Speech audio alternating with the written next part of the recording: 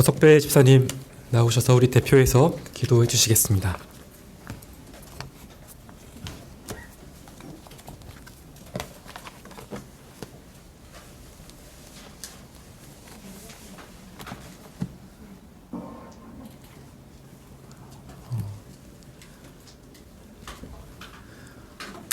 네. 안 계신 것 같은데, 예. 예, 제가 기도하겠습니다. 아버지 하나님, 하나님께서 우리에게 또 오늘 거룩한 또 복된 주일을 허락하여 주시고, 주의 거룩한 말씀으로 또 우리를 먹이시고, 여전히 우리를 신실한 사랑으로 이끌어 주심을 참으로 감사합니다. 우리가 이 시간 하나님의 말씀 앞에 다시 모였습니다. 성령께서 이 말씀 가운데 임재하여 주시고 또 큰 확신과 능력으로 우리가 말씀을 받게 하시고 특별히 말씀 가운데에 하나님의 하나님 되심과 그 아버지 되심을 우리가 깊이 깨닫기를 원합니다. 우리가 믿음으로 살아가기가 참 어려운 현실들이 많이 있습니다. 아버지께서 우리의 믿음을 말씀으로 굳세게 붙들어 주시고 우리가 각자의 처소에서 우리가 해야 할 일들을 잘 분별하고 또 하나님을 영화롭게 하는 자들이 될 수 있도록 인도하여 주옵소서. 예배 시종을 주님께 의탁드리옵고 살아계신 예수 그리스도의 이름으로 기도드립니다. 아멘.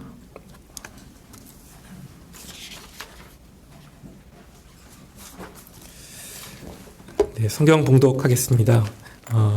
하나님 말씀 데살로니가 전서 5장 16절부터 18절까지 말씀입니다. 네, 데살로니가 전서 5장 16절부터 18절까지 말씀을 보도록 하겠습니다.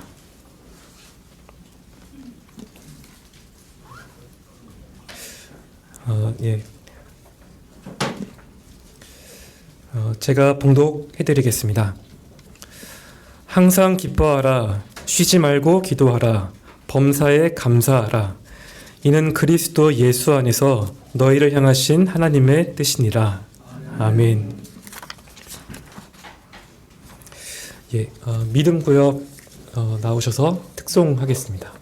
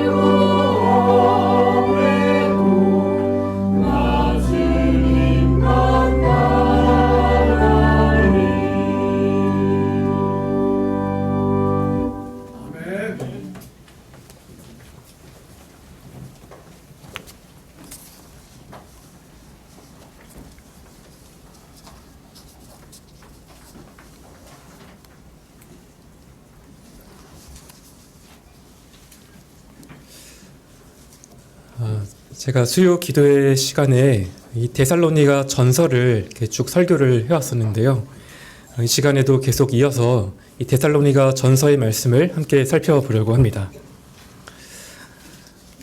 우리가 이 성경을 읽다 보면은 특별히 나에게 힘과 위로를 주는 그런 말씀들이 있습니다.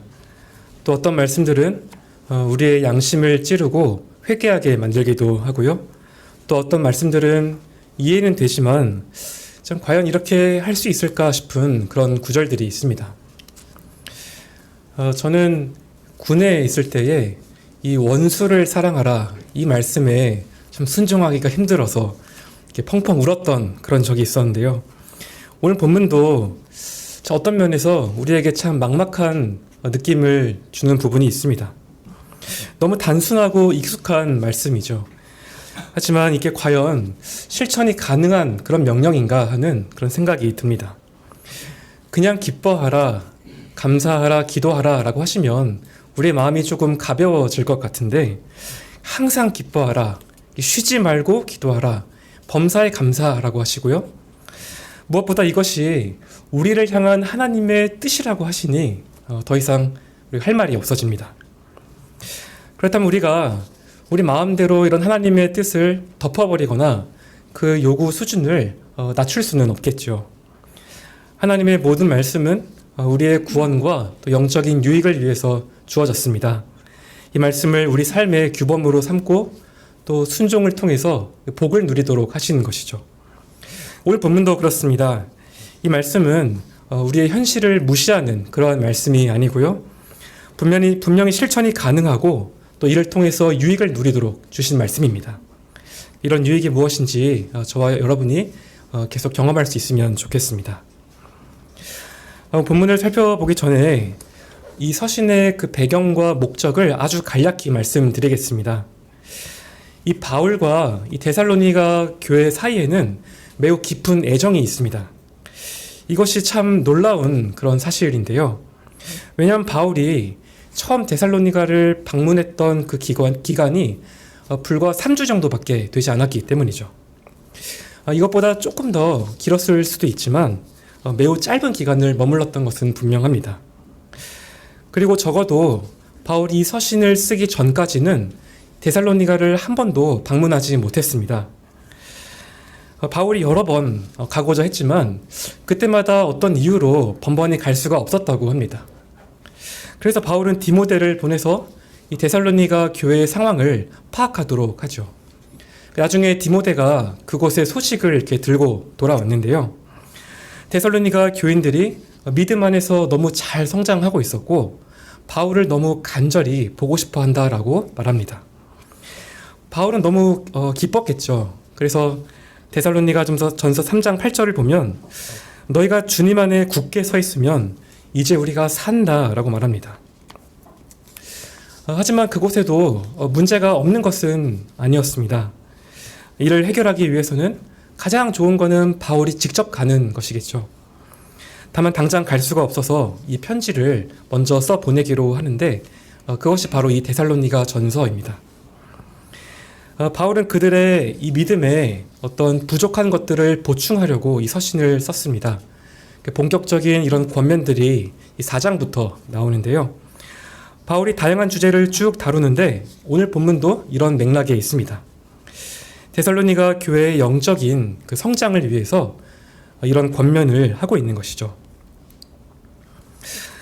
근데 오늘 이 본문의 길이가 사실은 굉장히 짧고 또 일반적인 내용이어서 이 구체적으로 무엇을 전달하려고 하는지 조금 파악하기가 어렵습니다. 어떤 사람들은 이 16절부터 22절까지의 내용이 모두 이런 공적인 예배를 염두에 둔 것이라고 말합니다. 20절에 예언을 멸시치 말라 이런 말이나 또 26절에 거룩하게 입맞춤으로 모든 형제에게 문안하라는 이런 말들이 어떤 성도들의 모임을 전제한다고 보는 것이죠. 또 27절에 모든 형제에게 이 편지를 읽어주라고 한 것도 어떤 공적인 모임을 염두에 둔 것이라고 봅니다. 저도 이런 측면이 분명히 있다고 생각합니다. 다만 오늘 이 본문에 있던 기쁨과 또 기도와 이 감사는 우리 개인의 경건 생활에도 적용이 돼야 합니다. 왜냐하면 우리의 삶과 이 공적인 예배가 서로 긴밀하게 연결이 되어 있기 때문이죠. 각 성도들의 모임이 이 공적 예배라면 우리의 삶도 이 공적인 예배를 통해서 드러나게 됩니다. 예를 들어 우리가 평소에 전혀 감사하지 않고 산다면 어떨까요? 범사에 감사라는 말씀에 순종할 수 없는 것은 당연하고요. 또 교회에 나와서 진정으로 감사할 수 없고 또 감사한다고 해도 그것이 형식에 그치고 말 수도 있을 겁니다. 물론 기쁨과 기도의 경우도 마찬가지입니다. 이런 모습이 우리 삶에서 자연스럽게 나타나야만 이 공적인 예배에서도 나타날 수가 있겠죠.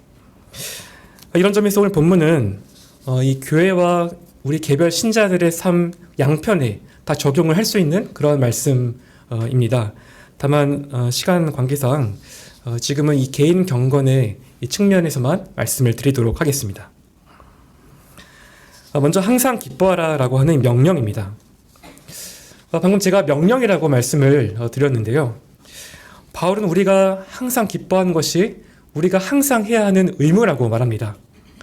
주님께서는 우리가 우리 마음대로 슬퍼해도 되거나 기뻐해도 되는 게 아니라 꼼짝없이 기뻐하기만 하도록 강하게 말씀을 하십니다. 어떤 일들은 한 번 하는 것으로 충분하고 또 다시 매달릴 필요가 없는 그러한 경우들이 있죠. 하지만 이 기뻐하는 일은 우리가 조금도 아끼지 말고 항상 영원토록 기뻐하라고 말씀하십니다. 심지어 이렇게 하지 않으면 우리가 죄를 짓는 것과 같습니다. 물론 적극적인 그런 범죄는 아니지만 하나님의 율법을 부족하게 지키는 것도 죄가 됩니다.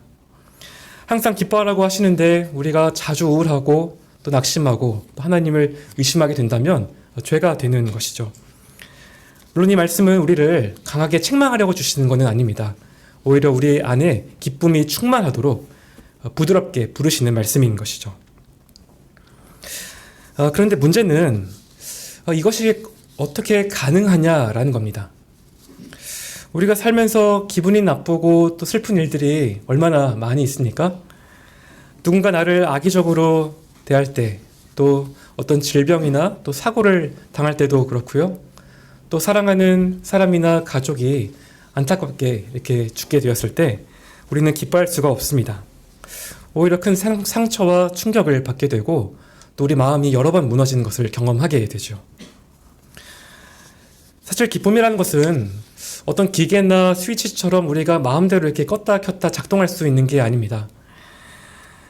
사람은 일반적으로 기쁜 일이 있을 때만 기뻐하죠. 이것은 대체로 우리의 기쁨이 우리의 환경과 관련이 되어 있기 때문에 그렇습니다. 물론 우리의 어떤 감정과 기질과도 기쁨이 연결되어 있지만 대부분 우리는 좋은 상황일 때 기뻐하죠. 원하는 대학에 진학하고 또 취업이 잘 되고 사업이 잘 풀리고 또 병이 나았을 때, 또 우리가 원했던 일들이 이루어졌을 때 우리는 기쁨을 감출 수가 없습니다. 하지만 이런 종류의 기쁨은 이런 환경이나 상황이 역전이 되면 금세 사라져 버리고 마는 것입니다. 사실 세상에 속하는 것들이 영원한 것이 없죠. 결국에는 우리가 다 손에서 놓아버려야 할 때가 오게 됩니다. 만일 우리의 기쁨의 전부가 다 이 세상에 속해 있는 것이라면 우리는 항상 기뻐하라는 이 말씀을 실천할 수가 없는 것이죠. 그렇다면 바울이 말하는 이 기쁨이 과연 무엇일까요? 바울은 데살로니가 교인들이 이 많은 환난 중에서 성령의 기쁨으로 복음을 받은 것을 감사하면서 이 서신을 시작했습니다. 이 교회의 이 사람들은 원래는 대부분 다 이방인들입니다. 수많은 우상들을 섬겨왔고 또 황제를 숭배해야만 그런 사회적인 안정이 보장되는 그런 삶을 살아왔던 것이죠. 그런데 바울이 전한 복음을 들었을 때 그것을 기쁨으로 받았던 겁니다. 이것은 한편으로 그들이 그동안 누려왔던 것들을 포기하고 또 가족이나 사회로부터 배척을 당하는 것을 의미합니다. 그런데도 이들은 이 복음을 기쁨으로 받았고 바울은 그것을 감사하고 있는 것이죠. 또 이들은 바울과 떨어져 있는 동안에도 믿지 않는 동족들에게 박해를 받고 있었습니다. 하지만 여전히 믿음 안에 굳게 서 있다는 것을 바울이 들었을 때 하나님 앞에서 너희를 인하여 모든 기쁨으로 기뻐하니 능히 어떠한 감사로 하나님께 보답할 수 있겠느냐라고 말합니다. 이런 맥락에서 볼 때 바울이 말하는 이런 기쁨은 어떤 환경이나 우리의 기질에 좌우되는 그런 기쁨이 아닙니다. 오히려 기뻐할 수 없는 그런 환난과 고난 중에도 하나님과 구원을 인하여서 기뻐하는 초자연적인 기쁨이고 성령의 기쁨인 것이죠. 바울은 성경 다른 곳에서도 이런 기쁨에 대해서 여러 번 말합니다. 고린도서 6장 10절에서는 자신과 동역자들이 근심하는 자 같으나 항상 기뻐한다 라고 말하고요. 또 감옥에서 이 빌립보서를 쓸 때에도 주 안에서 항상 기뻐하라 내가 말하노니 기뻐하라 라고 말합니다. 참 세상 관점으로 보면 기뻐할 게 하나도 없는데 이 바울은 정말 기뻐하는 삶을 살아왔던 것이죠. 또 갈라디아서 5장 22절을 보면 바울은 이런 기쁨이 성령의 열매 중 하나라고 말합니다. 이 성령의 기쁨은 모든 신자들이 누구나 가질 수 있고 항상 누릴 수 있는 것이죠. 그래서 우리도 바울처럼 항상 기뻐하는 삶을 살아갈 수 있습니다. 그렇다면 과연 이 기쁨이 구체적으로 무엇을 기뻐하는 것인가? 무엇을 기뻐하길래 우리가 항상 기뻐할 수 있는가? 이런 점을 생각해 보아야 합니다. 무엇보다 우리는 하나님께 구원을 받았다라고 하는 사실을 기뻐해야 합니다. 여러분, 우리가 원래는 하나님을 떠나서 다 허물과 죄로 죽었던 자들이죠. 한때 이 세상의 풍조를 따라 살았고 육체의 정욕을 따라 살았던 본질상 진노의 자녀들이었습니다. 이런 죄의 삭은 사망인데 우리는 이러한 죄값을 치를 그런 능력이 전혀 없습니다. 무한하신 하나님께 대하여 지은 이런 죄들은 무엇이든지 다 너무 크기 때문에 유한한 사람으로서는 도저히 감당할 수가 없는 것이죠. 그런데 사랑의 하나님께서 이런 우리의 비참함을 긍휼히 여기시고 우리 죄를 대신 담당하기로 하셨습니다. 그래서 자기 아들이신 예수 그리스도를 십자가에 보내셨고 우리의 죄를 대신 담당하게 하신 것입니다. 이제는 누구든지 이 대속의 공로가 나를 위한 것임을 믿고 예수님을 구주로 영접하면 구원을 받습니다. 하나님께서는 이렇게 믿음으로 나오는 자들의 모든 죄들을 용서해 주시고요. 자녀로 삼아주시고 또 우리를 거룩하게 하시고 영원에 이를 때까지 우리를 붙들어 주십니다. 이렇게 하나님의 주권과 은혜로 임하는 이 하나하나의 모든 것들을 우리가 참 숙고할 그런 가치가 있는 것이죠. 우리의 마음이 올바른 상태에 있다면 이런 복음의 교리와 약속과 교훈이 우리의 마음을 기쁘게 할 것이고요. 또 이런 복음의 내용을 우리가 하나씩 자세하게 살펴볼 수 있다면 정말 이거 하나만 있어도 내가 항상 기뻐할 수 있겠다라고 하는 그런 생각이 들게 될 겁니다. 하지만 만일 우리 안에 기쁨이 없다면 성령께서 우리 안에 이런 각각의 은혜들을 일으켜 주시도록 우리가 구해야 하겠습니다. 무엇보다 우리가 먼저 믿으시기 바랍니다.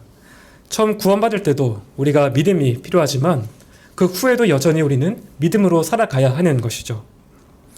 하나님이 베푸신 구원의 이런 만 가지 복 중에 이런저런 복들을 우리가 믿게 되면 우리 안에 기쁨이 샘솟게 되는 것이고요. 또 우리가 믿음과 함께 어떤 부활의 소망과 또 재림 때 누릴 그런 영광을 우리가 또 크게 기뻐할 수 있습니다. 제가 이제까지 말씀드린 모든 것들이 다 영원한 것들입니다. 하나님께서는 그리스도 안에서 우리에게 영원한 구원을 베풀어 주셨습니다. 이것을 우리가 받을 만한 자격이 있어서가 아니고요. 우리가 하나님을 먼저 찾지도 않았는데 하나님께서 먼저 우리를 찾아오셨습니다. 그리고 이런 영원한 구원을 주신 것이죠. 이토록 귀한 구원의 은혜를 받았다면 구원의 기쁨도 영원할 수밖에 없습니다. 여러분, 그런데 우리가 이렇게 받은 구원을 깊이 생각하고 또 믿음으로 기쁨을 누리는 것은 참 당연하지만 때로는 이것이 우리 삶의 다양한 현실들과 이렇게 맞물릴 때, 그럴 때 우리가 이런 부분이 더 크게 와닿기도 합니다. 특히 우리가 데살로니가 교회처럼 어떤 고난과 환난 중에 있을 때, 또 아니면 역설적이게도 우리가 죄로 인해서 어떤 징계를 받을 때 이것들이 더 크게 와닿게 되죠. 사실 이런 일들이 생각보다 많습니다. 참 우리가 스스로 알아서 구원의 은혜도 기뻐하고 항상 이렇게 기뻐하는 삶을 살면 참 좋겠죠.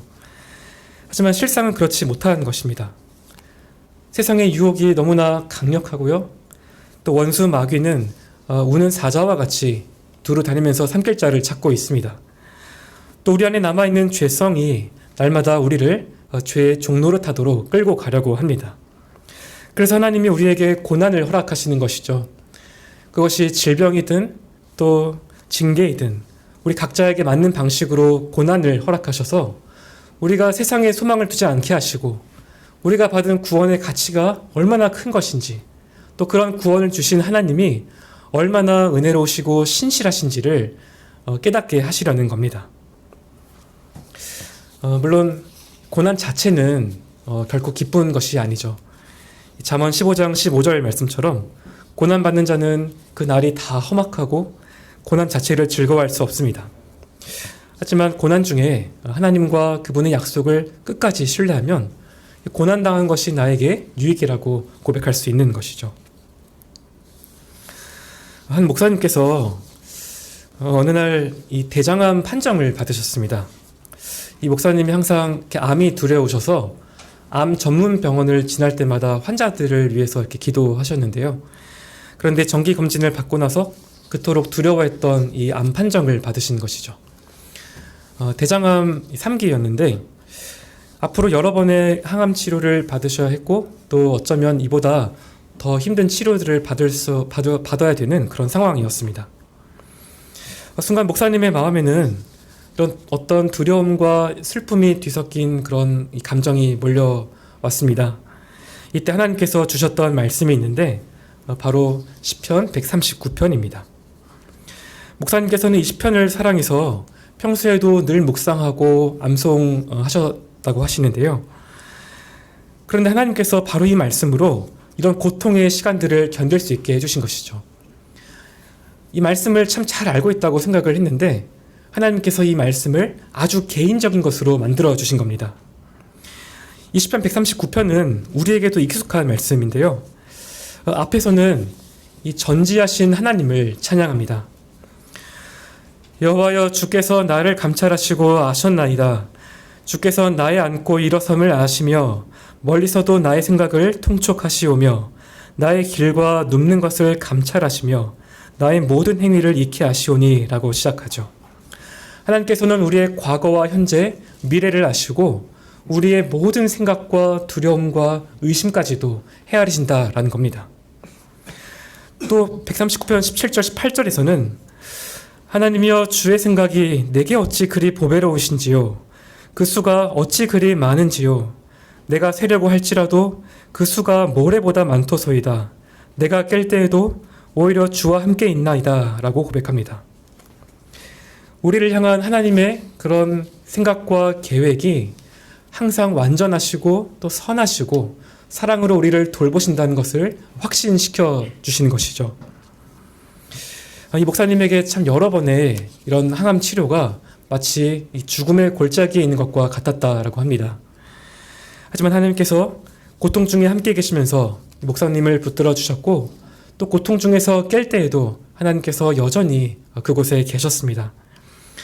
8절에서 10절 말씀처럼 내가 음부에 있어도 거기 계시고 내가 새벽 날개를 치며 바다 끝에 가서 거할지라도 거기서도 주의 손으로 나를 인도하시며 주의 오른손으로 나를 붙들어 주신다고 고백할 수 있었던 것이죠. 물론 고통 자체가 참 괴롭고 하나님 뜻이면 죽음에 이를 수도 있습니다. 사람이 한번 죽는 것은 정하신 것이고 아무도 이것을 피할 수가 없죠.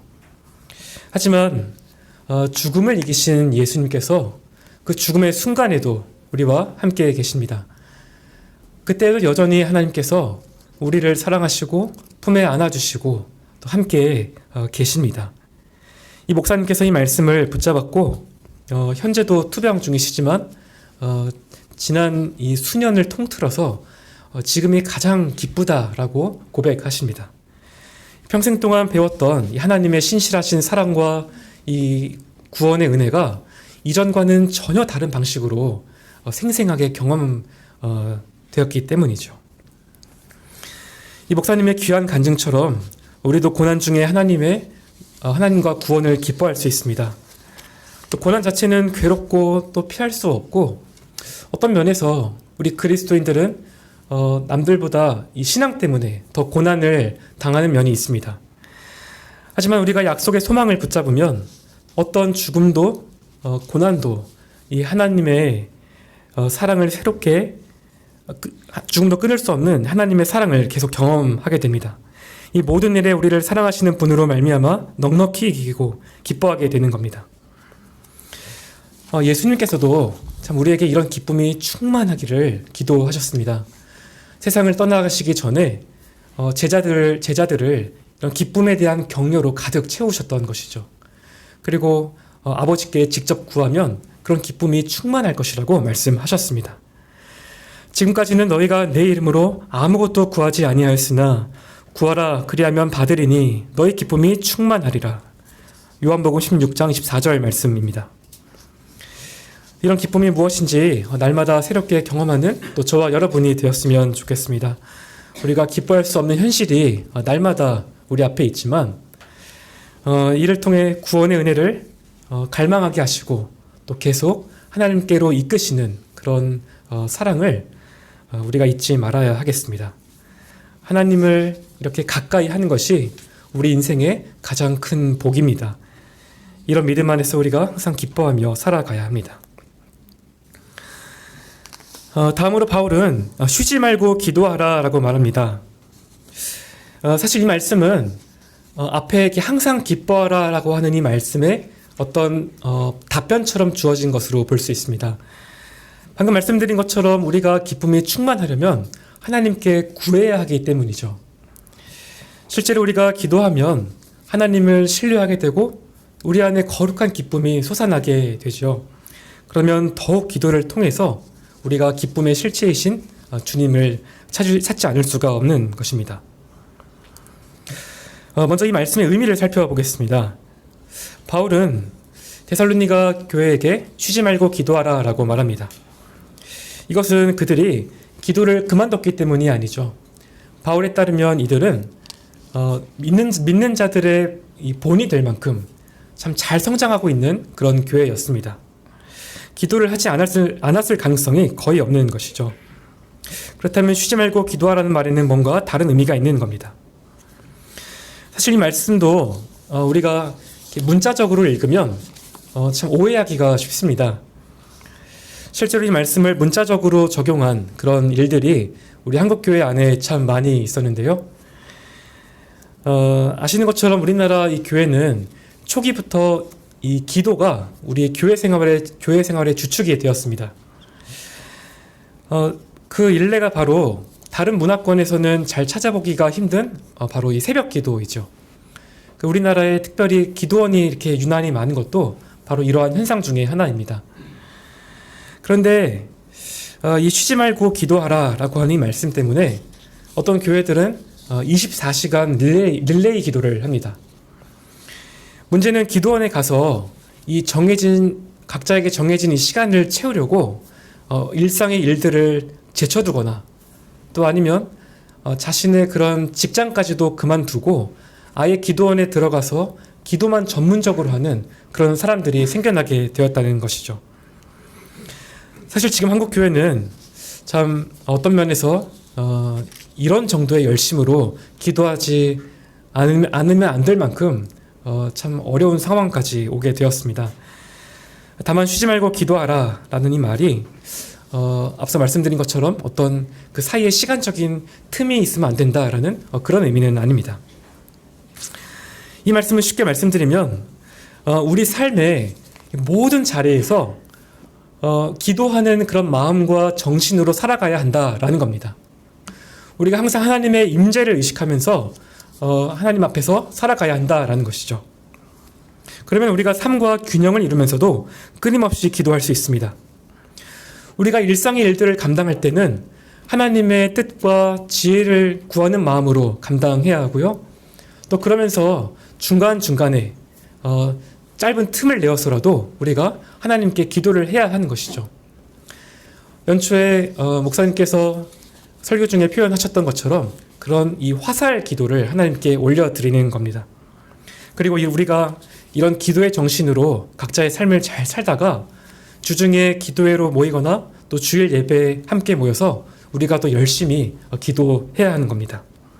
즉 사적으로나 공적으로나 항상 기도의 정신으로 살고 모든 기회와 이런 어떤 시간들을 잘 활용해서 실제로 기도에 힘써야 하는 것이죠. 바울도 이런 삶을 살았습니다. 3장 10절에서 바울이 자신이 데살로니가 교회를 다시 방문하고 싶어서 주야로 심히 간구했다라고 말합니다. 근데 이게 바울이 잠도 자지 않고 다른 일도 다 제쳐두고 기도만 했다는 그런 의미가 당연히 아니겠죠. 왜냐하면 2장 9절에서는 또 우리가 밤과 낮으로 일하면서 하나님의 복음을 전파했다라고 말하기 때문입니다. 이처럼 바울이 밤낮으로 일하면서도 쉬지 말고 기도하라 라고 말할 수 있었던 건 매사에 하나님의 임재를 의식하면서 살아갔기 때문에 가능했던 겁니다. 이렇게 하나님의 임재를 의식하면서 살다 보니까 어떤 이 자발적인 그런 기도가 자연스럽게 터져 나올 수밖에 없는 것이죠. 그렇다면 우리가 이런 관점에서 한번 우리 자신의 기도 생활을 돌아볼 필요가 있습니다. 참 많은 현대 교인들이 보통 입버릇처럼 너무 바빠서 기도할 시간이 없다라고 말을 많이 합니다. 너무 바빠서 새벽 기도는 말할 것도 없고 또 주중에 시간을 내어서 개인 기도를 하거나 또 교회 모임에 참석하기가 참 어렵다라고 하십니다. 당연히 여기에는 또 다른 여러 현실적인 그런 이유들이 있겠죠.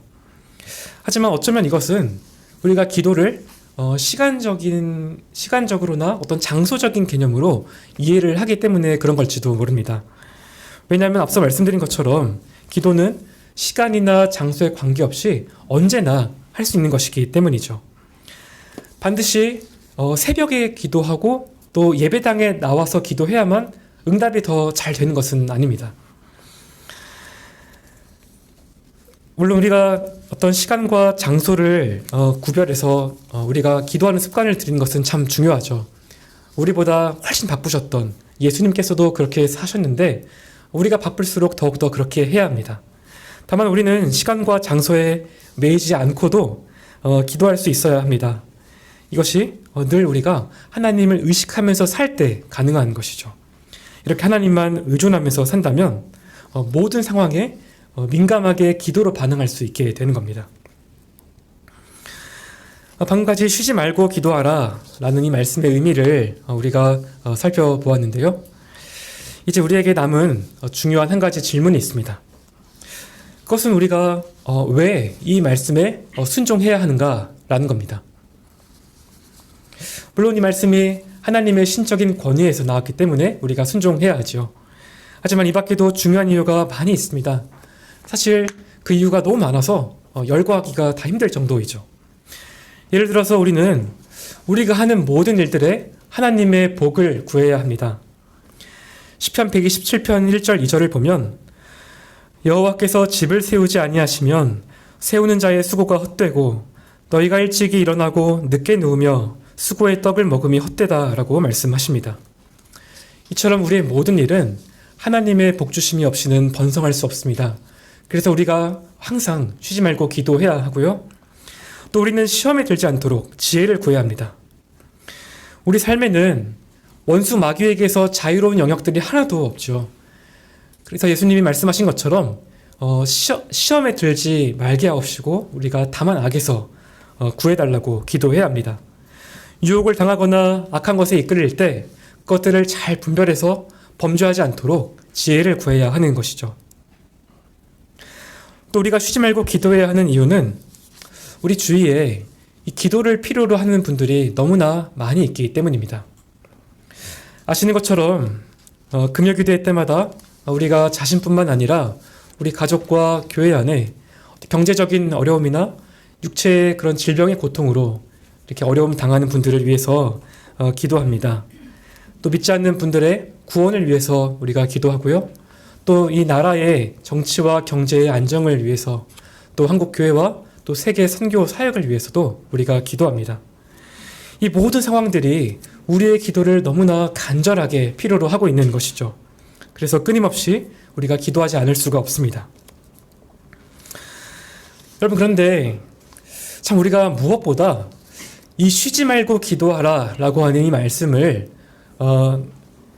우리의 특권이라고 생각을 하셨으면 좋겠습니다. 우리 자신이나 주위 사람들에게는 언제나 어떤 필요들이 있고 우리가 이것을 늘 구해야 하는 것은 참 당연합니다.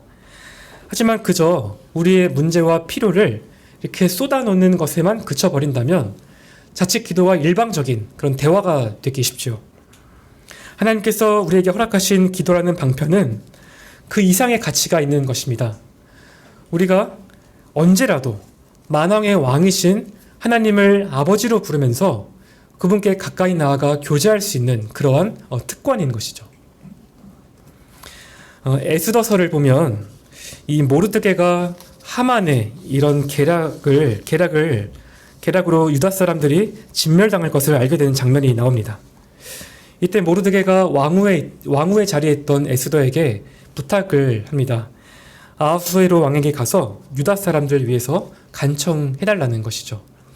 근데 문제가 있었죠. 누구든지 왕에게 이 부름을 받지 않고서 그냥 나아가면 사형에 처할 수 있는 그러한 법이 있었기 때문입니다. 왕이 이 금호를 내밀 경우에만 살 수가 있는데 이것은 장담할 수가 없는 일이죠. 그래서 에스더가 모르드게에게 한 가지 부탁을 합니다. 수산에 있는 모든 유다인들을 다 모아서 3일 동안 금식을 해달라는 것이죠. 그 후에 자신이 죽음을 각오하고 왕에게 나아가겠다라는 겁니다. 하지만 우리가 하나님께 나아갈 때는 3일 동안 금식을 할 필요도 없고 또 우리의 생명을 걸고 나갈 필요도 없습니다. 하나님은 만왕의 왕이시지만 자기 백성들이 원할 때 언제라도 나아올 수 있게 하셨습니다. 그리스도의 속죄 사역을 통해서 지성소의 휘장을 둘로 찢으셨고 그리스도 안에서 언제라도 나아올 수 있게 하신 것이죠. 그래서 우리가 시간이나 장소에 얽매일 필요가 없는 것이죠. 이게 참 너무나 좋은 것입니다. 하나님을 가까이 하는 것이 우리 인생의 가장 큰 복인데 이 기도를 통해서 우리가 언제라도 이런 복을 누릴 수 있는 것이죠. 기도로 아버지의 사랑을 더욱 친밀하게 경험하고 항상 기뻐할 수 있는 것입니다. 여러분, 이것이 이 쉬지 말고 기도하라 라고 하는 말씀에 담긴 아버지의 그 마음입니다. 하나님께서는 우리가 기도를 통해서 늘 주님을 찾기를 원하십니다. 마치 어린 자녀가 달려와서 이 부모의 품에 안기듯이 그렇게 주님을 늘 찾기를 바라시는 것이죠. 사실 하나님께서는 우리를 너무 사랑하셔서 먼저 우리를 찾아오셨습니다.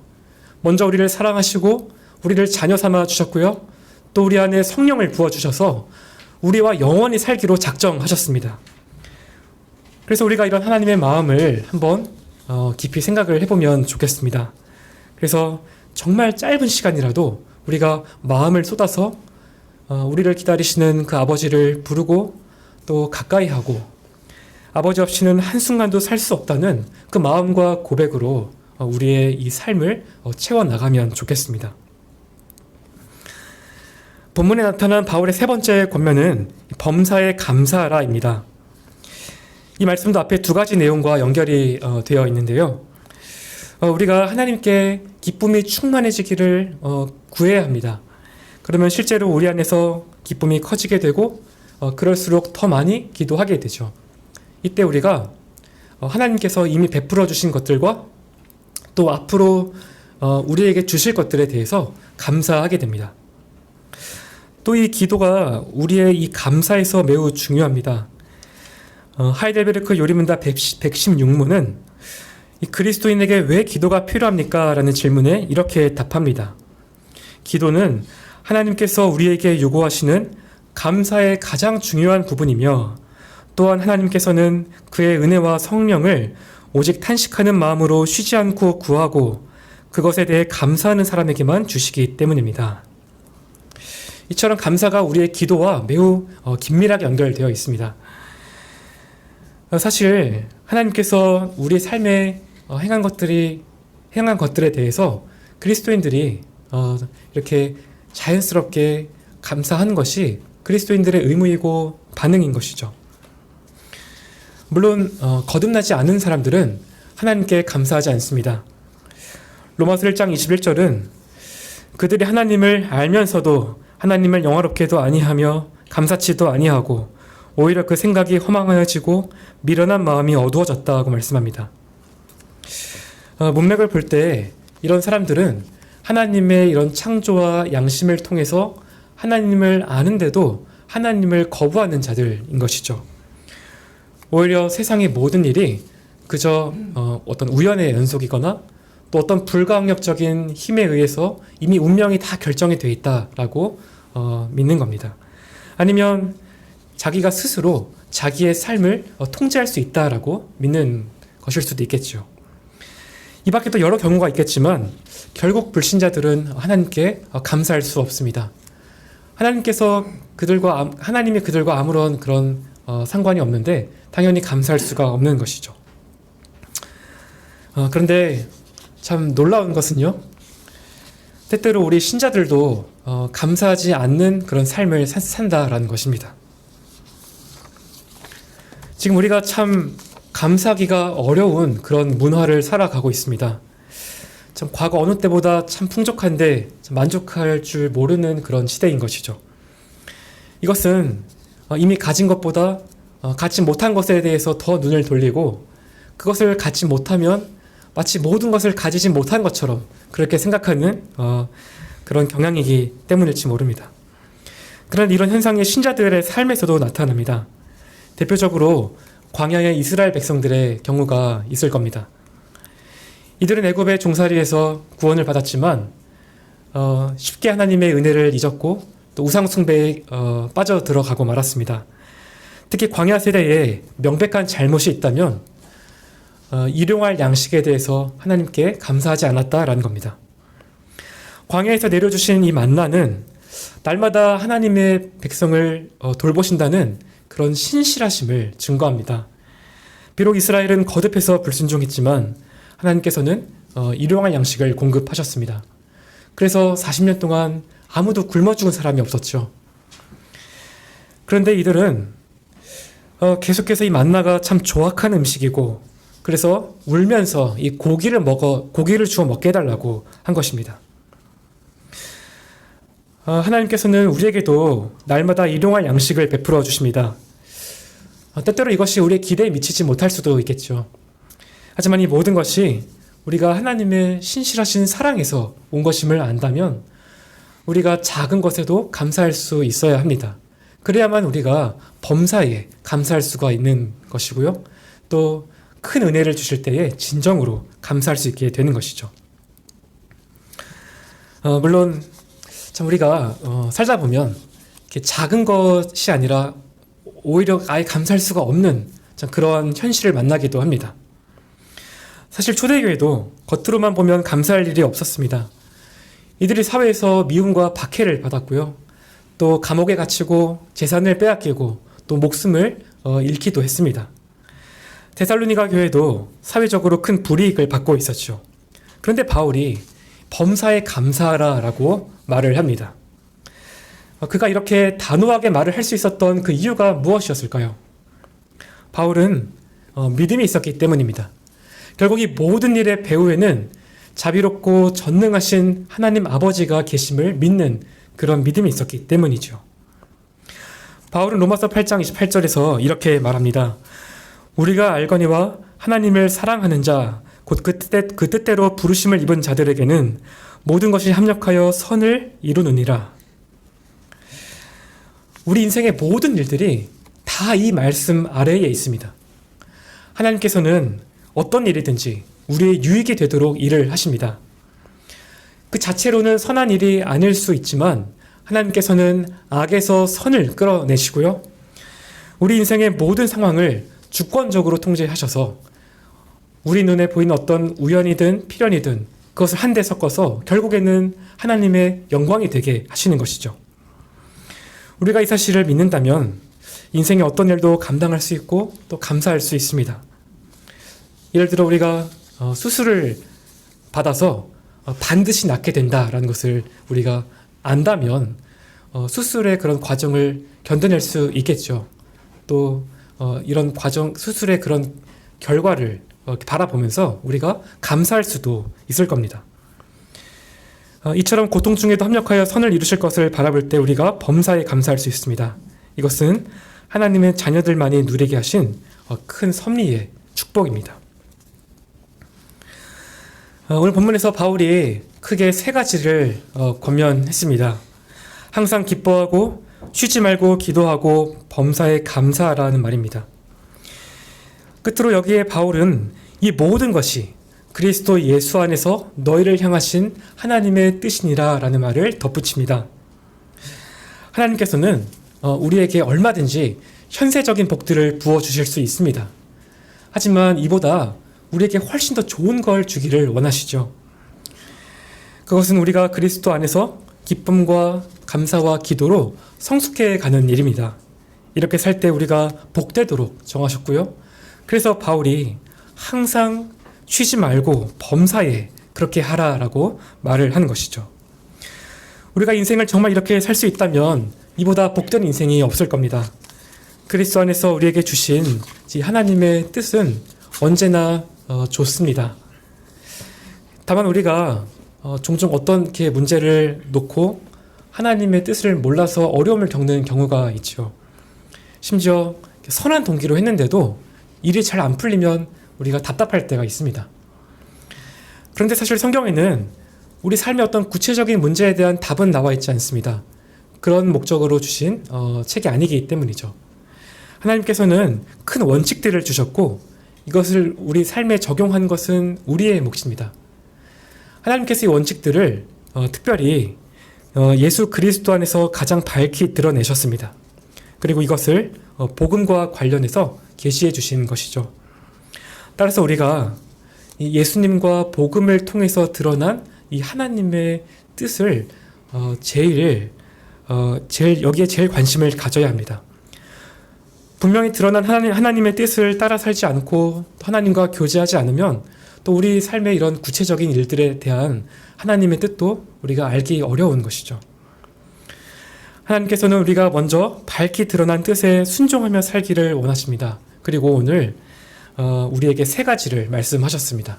항상 기뻐하고 쉬지 말고 기도하고 범사에 감사하라 라는 말입니다. 이렇게 하나님을 가까이 하는 것이 가장 복된 삶인 것을 저와 여러분이 계속해서 경험해 갔으면 좋겠습니다. 그러면 우리 나머지 인생의 다른 일들도 제자리를 찾게 될 겁니다. 이런 은혜가 여기 계신 모든 분들의 삶에 임하기를 주님의 이름으로 기원합니다. 네, 함께 기도하겠습니다. 자비로우신 하나님 아버지, 오늘 우리에게 거룩하고 또 복된 주일을 허락하여 주시고 특별히 말씀을 따라서 우리 자신을 돌아보고 하나님의 뜻을 따라 살 수 있는 은혜 주심을 감사합니다. 자, 우리 삶의 말씀을 따라 살기 어려운 현실들이 많이 있습니다. 하지만 그때의 믿음의 눈을 들어서 우리의 구주 되신 그리스도를 찾고 약속의 말씀을 따라서 구원의 기쁨을 새롭게 하여 주시고 또 이를 위해서 우리가 하나님께 기도하고 항상 기도하는 자세로 우리 삶의 일들을 감당할 수 있기를 간절히 소원합니다. 또한 이러한 기쁨과 또 기도 가운데 감사가 넘쳐나게 하시고 범사에 감사하게 하셔서 감사의 제사로 하나님을 영화롭게 한 자들이 되게 하여 주옵소서. 이런 하나님의 뜻이 우리에게 가장 복되고 귀한 줄을 믿게 하시고 또 구정을 이렇게 맞이한 이번 한 주간과 또 남은 때에도 늘 하나님을 가까이 하는 삶을 살게 하여 주옵소서. 살아계신 예수님의 이름으로 기도합니다. 아멘. 하늘에 계신 우리 아버지시여, 이름이 거룩히 여김을 받으시오며 나라에 임하옵시며 뜻이 하늘에서 이룬 것 같이 땅에서도 이루어지이다. 오늘날 우리에게 일용할 양식을 주옵시고 우리가 우리에게 죄 지은 자를 사하여 준 것 같이 우리 죄를 사하여 주옵시고 우리를 시험에 들게 하지 마옵시고 다만 악에서 구하옵소서. 대개 나라와 권세와 영광이 아버지께 영원히 있사옵나이다. 아멘.